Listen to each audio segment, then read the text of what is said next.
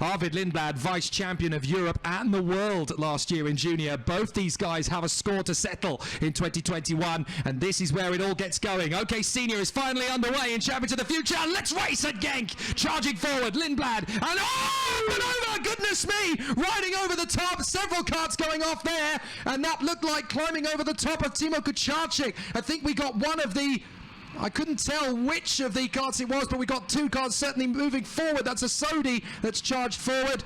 I think that's Roman Andriolo and Arthur Rojon, and then we got two karts off the circuit. That's Timo Kucharczyk, of course, that we saw spinning, and Emili Koivisto is in there. We've got one of the Sauber karts going off in the background there as well. That 31. Is the 231. Now, I think that is indeed Christian Ho, who's having a horrible weekend, not having any pace at all. There, unfortunately, to the sidelines is the 274. That's Igor Chapil. So Chapil is also involved in that one. His first weekend as a senior, don't forget. So Flotsam and Jetsam all over the circuit. And I think one of the CRG drivers I saw running, I think this is 253.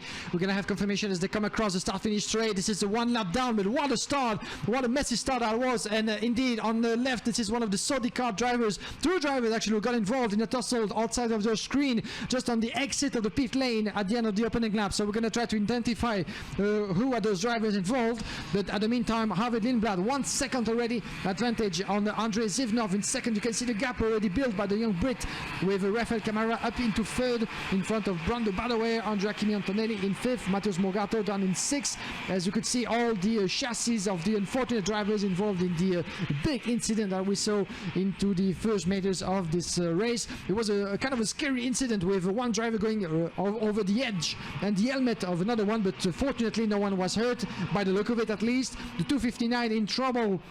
On turn number 6, this is Gianni Andrizzani, unfortunately, in the 259 of Tony KART, who actually is going to have, can he actually get back into contention? I'm watching over my shoulder, but it seems there's going to be a seized engine for the Tony KART driver, as well as some trouble, Jake, for one CRG competitor. That's Gianni Andrizzani, who's just pulled off. A nice move up the inside from Brando, but he runs wide, and Zivnov gets him back on the exit, and that's an opportunity for Joe Turney to move forward as he tries to get his way on the inside line. Cutting in between them is Kimi Antonelli. He now dives through and gets third position. So it's Lindblad, Kamara, Antonelli, and then we've got in fourth place Zivnov from Badua, Turney and Morgato. Pazovic is in there in 8th position as well, and here comes the move on the inside from Turney. He gets through on Brando Badua. That's 5th position. Pazovic and Morgato queuing up to try and make their moves. Now, what is Pazovic going to do? He's made the switch, of course, to the DPK Racing team with the Alonso kart chassis, and Brando Badua is going to get squeezed first by Morgato, then by Pazovic, and here comes Artem Sevrukin, the World Racing driver, coming through on the inside as well, and Pedro Hiltbrand is there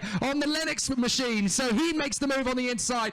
Terrible, terrible form, unfortunately, for Karol Pazovic, who's just going backwards through the field, but Lindblad is 7/10 clear of Kamara, with now we've got Antonelli up to third, and that's another point lost from Pazovic, as up the inside goes Ruben Moya. Yeah, beautifully made from the CRG Racing driver. In the meantime, Rafael Camara is the fastest on track, with still 7/10 of a second down to Arvid Lindblad. With this pace, this is lap number 4. Can he actually make it all the way to attacking Arvid Lindblad? We still have plenty of time to this qualifying heat for the battle to take shape. But at the moment, Lindblad doing what he needs to do, leading the way, trying to increase his gap.